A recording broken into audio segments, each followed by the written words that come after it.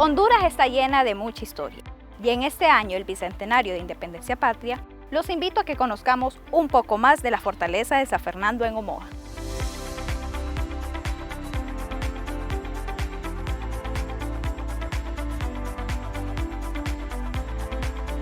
Omoa es un municipio fronterizo en Guatemala. Nuestra historia es bastante amplia. Recordemos que pues antes de las colonizaciones había una dinámica entre etnias indígenas, ¿verdad? Y bueno, detrás de ser descubierta, llegó a este lugar un conquistador conocido como Pedro de Alvarado, y pues en 1536 básicamente ahí arranca, podemos decir que de una manera formal, su historia dentro de la época colonial, ¿no? Y empezó ya a irse conociendo con el nombre pues que ahora suena, ¿no? Como Omoa, que viene de una palabra, es una traducción al castellano de una palabra indígena conocida como cumal, que es una olla de barro cocido. Las etnias indígenas mayachortís fabricaban este tipo de utensilios de cocina aquí en nuestras montañas, y con el nombre que le daban a esta olla fueron reconociendo al sitio. Entonces después hubo una traducción al castellano que terminó en esta palabra, Omoa. La fortaleza es algo tan importante, tan histórico, sin duda alguna es una huella. ¿Cuáles eran las amenazas? Bueno, mire, la razón de construir este tipo de edificios era porque había una disputa, habían conflictos de naciones europeas occidentales. Recordemos que detrás de la caída del Imperio Romano, naciones como esta, España, Inglaterra, Francia, los Países Bajos, Portugal, todos estos, eran naciones totalmente pobres, pueblos pobres, pero con una ambición, y era la de desarrollarse como naciones. Lógicamente necesitaban dinero y empezaron a expandirse. Y en esa tarea pues hallaron una enorme mina, América. Entonces la empezaron a seccionar. Por ejemplo, lo que hoy conocemos como Canadá fue una conquista francesa. Los Estados Unidos de Norteamérica, una conquista británica. Gran parte del norte, México, Centro y Suramérica, los españoles, y el extremo sur de nuestro continente, los portugueses. Entonces esta gente lo que hacía era construir este tipo de edificios a fin de poder proteger sus territorios, sus dominios. No compartir la riqueza que habían descubierto en determinados sectores. Entonces eso es lo que impulsaba a construir enormes edificios. Nosotros compartimos la costumbre que los mismos europeos, en este caso los españoles, nos dejaron, de decirle castillo a este tipo de edificios, pero no son castillos. El término hace referencia a una construcción, cuando un ingeniero, un arquitecto iba a construir un castillo, lo que estaba en su mente era la comodidad de la realeza. Rey, la reina y todo ese entorno.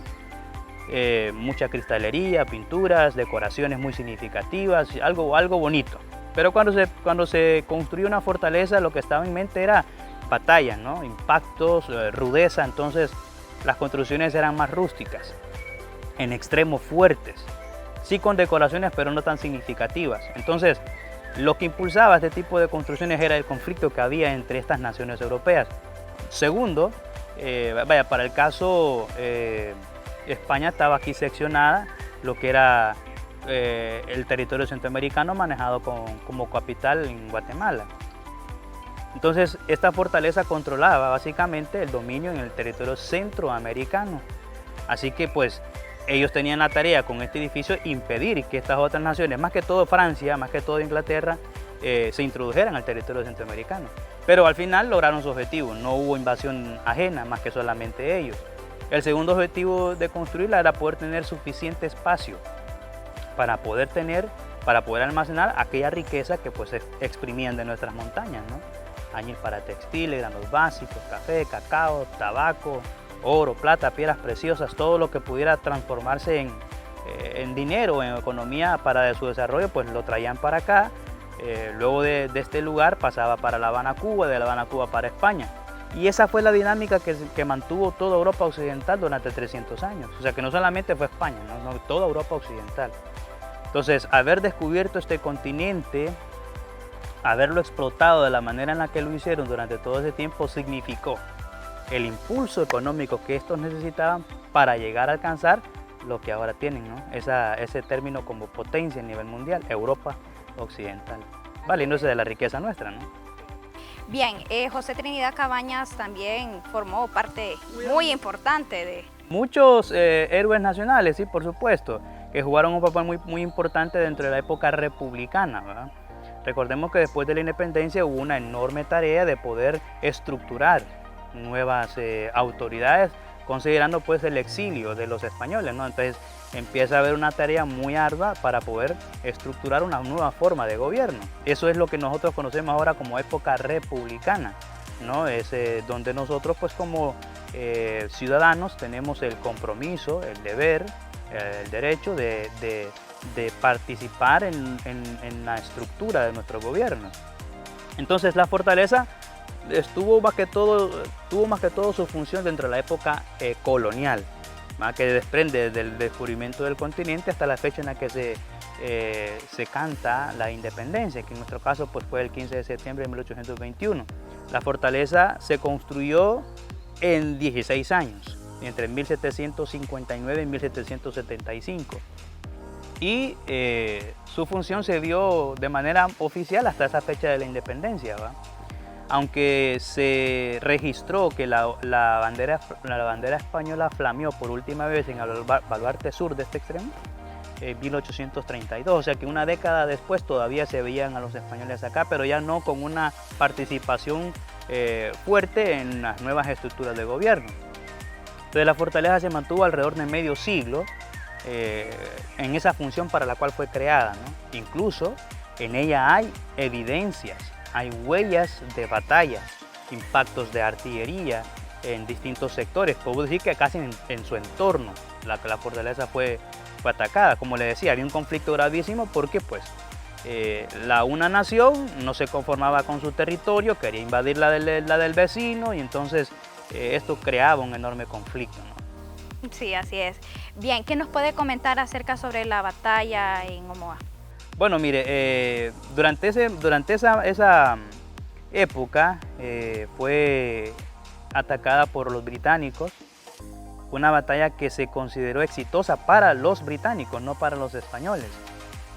¿Por qué? Porque pues, la lograron invadir durante 5 semanas. Se cuenta que después de ese tiempo pues, la rescataron los españoles, sin embargo, sin la riqueza que habían hasta ese entonces acumulado. Se menciona que el botín fue valorado en 2.5 millones de pesos mexicanos en productos, porque lo que manejaban aquí era eso, ¿no? Como quien dice, la materia prima. Y la historia de ello es bastante interesante porque al final pues, se oye mencionar al presidente de la Capitanía General haciendo un rescate, al menos de la fortaleza, ¿no? Y aunque persiguió a los involucrados en el asalto, al final logrando destruir sus embarcaciones y todo, la riqueza no fue rescatada.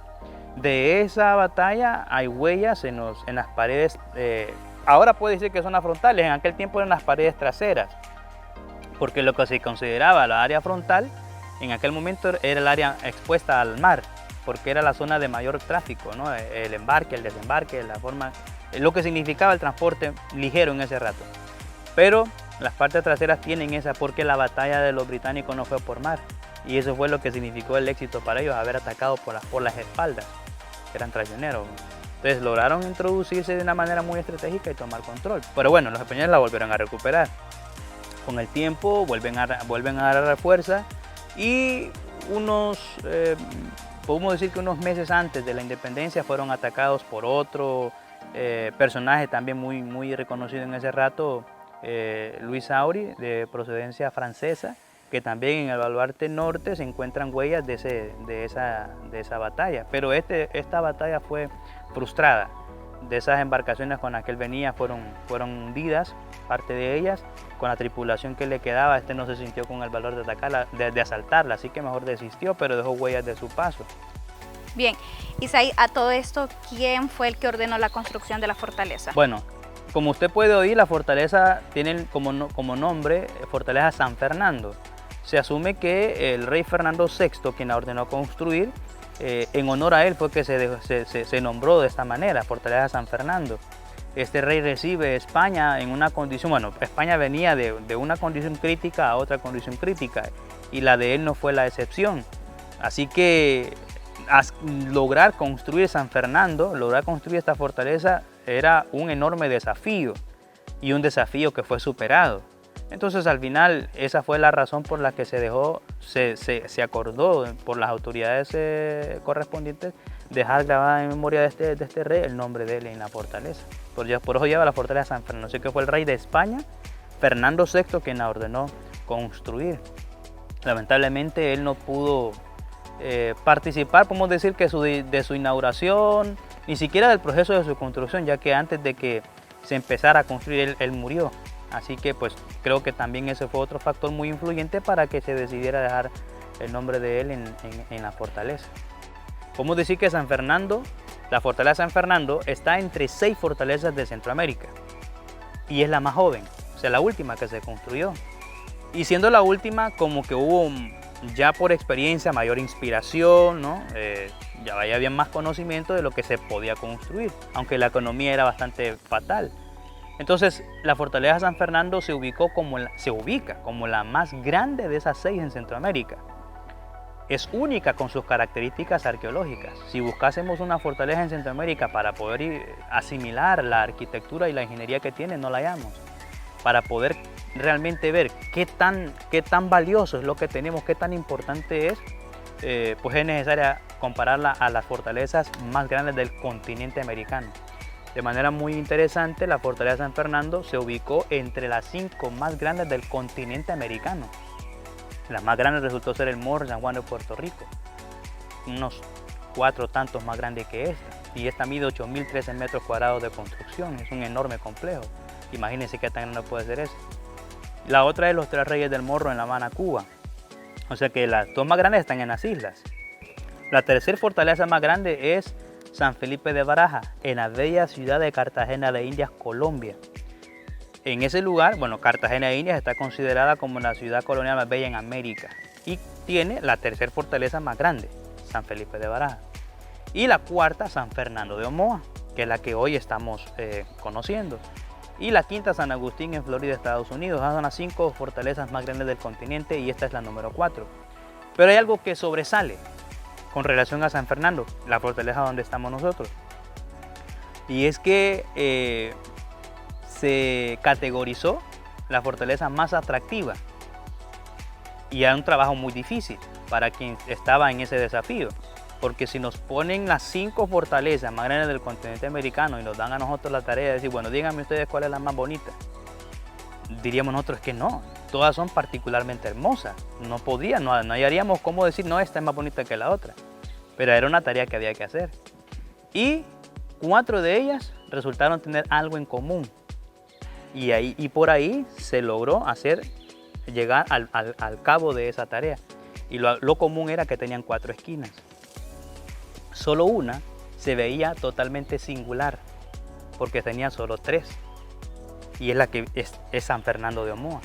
O sea que la fortaleza San Fernando solo tiene 3 extremos, con una cortina semicircular y 2 cortinas rectas que separan esas esquinas. Desde una toma aérea la fortaleza tiene el bello aspecto de un diamante.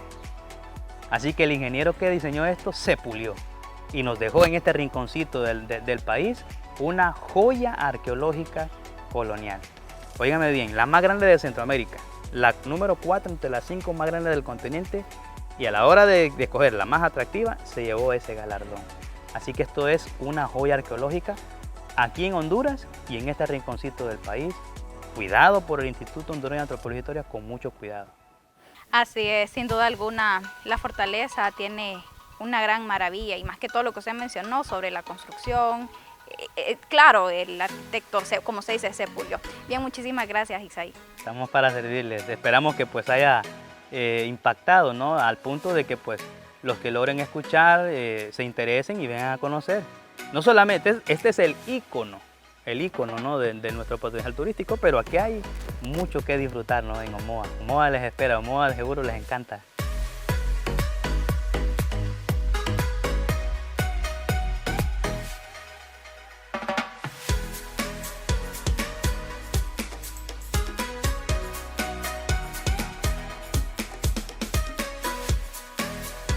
La rica historia de mi país me hace sentir orgullosa de ser hondureña. Celebremos juntos el bicentenario de la independencia patria, porque Honduras somos todos.